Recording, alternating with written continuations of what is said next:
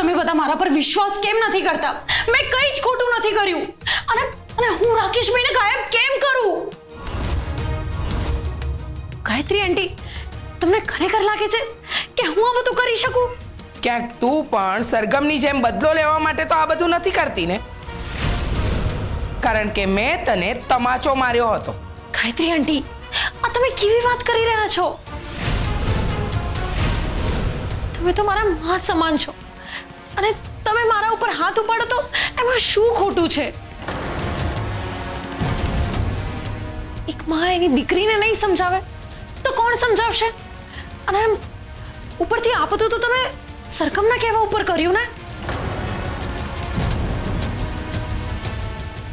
બાકી મને ખબર છે તમને મારા માટે કેટલી લાગણી અને કેટલો પ્રેમ છે.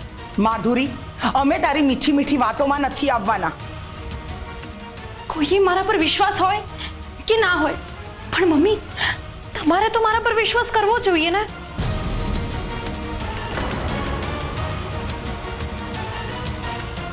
વાત વિશ્વાસની નથી, પ્રૂફની છે માધુરી.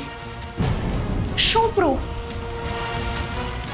અમને ખબર છે કે સરગમ તારી સાથે મળેલી છે અને આ બધું તમે બંનેવે ભેગા મળીને કર્યું છે. મોટી બા આવું કંઈ જ નથી.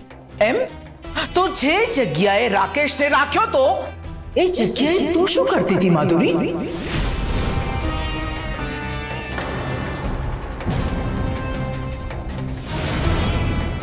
મોટી બા, આ તમે શું બોલી રહ્યા છો?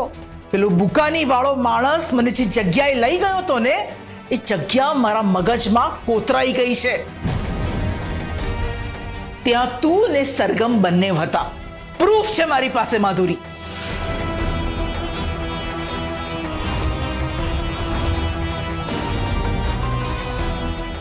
મોટી બા હું સમજાવું છું કે શું થયું હતું.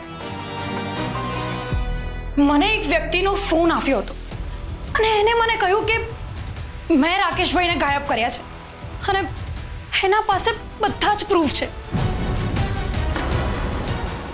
અને એ મારી પાસે 25 લાખ રૂપિયા માંગતો હતો. મારે જાણવું હતું કે આ બધી રમત કોણ રમી રહ્યું છે, એટલે મેં પહેલા સરગમને આ બધી વાત જણાવી હતી અને મેં એને મળવાનું કહ્યું તો એને મને આ જગ્યા બતાવી અને આ એ જ જગ્યા છે.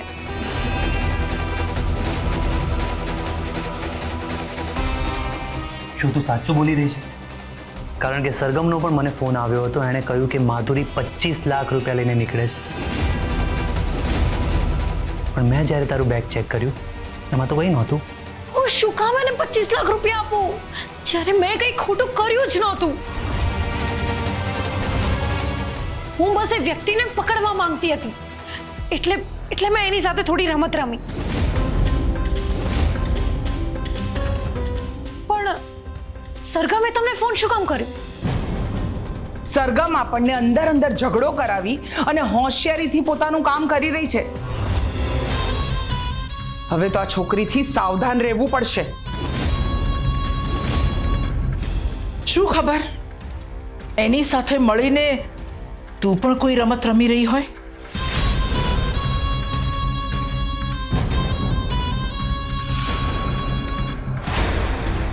મોટી બા, તમને વિશ્વાસ ના આવતો હોય ને તો મેં એ કોલનું રેકોર્ડિંગ સાચવીને રાખ્યું છે અને એ ઉપર લેપટોપમાં છે. હું હમણાં જ તમને બધાને સંભળાવી શકું છું. એ માણસ મને ધમકી આપતો હતો અને પેલો વોટ બોય મને ફસાવવાના પ્રયત્ન કરતો હતો, પણ એના પાસે કોઈ પ્રૂફ નહોતું એટલે જ મને પોલીસ વાળાએ છોડી દીધી છે.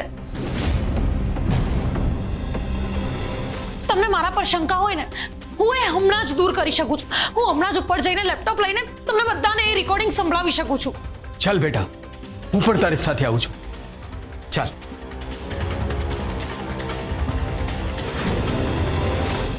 મને તો કંઈ સમજાતું જ નથી. બની શકે કે એની વાત સાચી પણ હોય, પણ આ બધું હવે બહુ જ ભારે થતું જાય છે.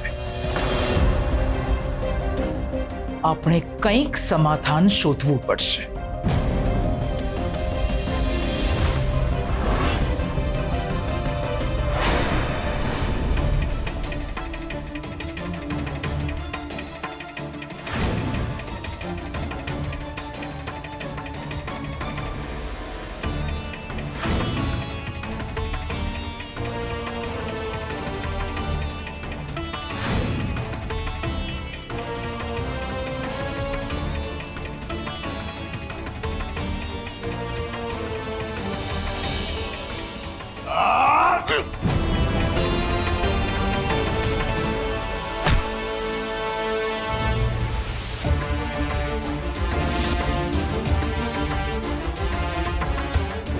પોલીસના હાથમાંથી ભાગી જઈને તે બહુ ખોટું કર્યું છે.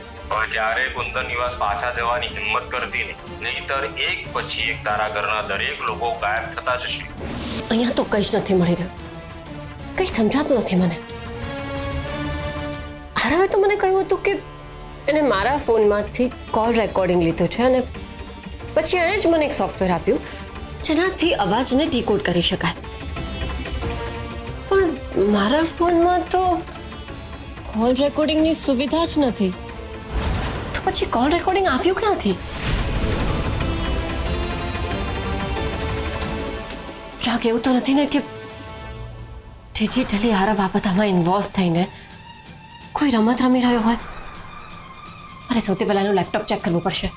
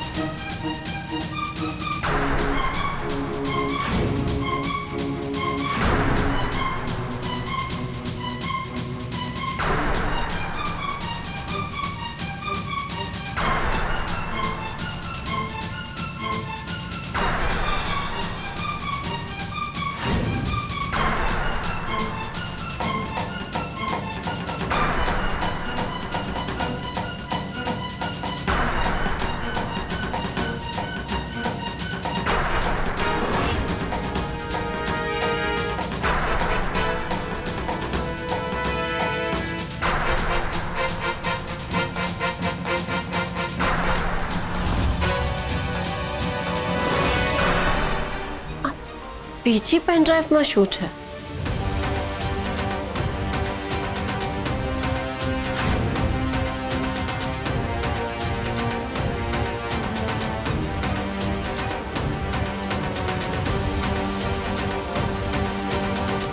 સરગમ, પોલીસના હાથમાંથી ભાગી જઈને તે બહુ ખોટું કર્યું છે.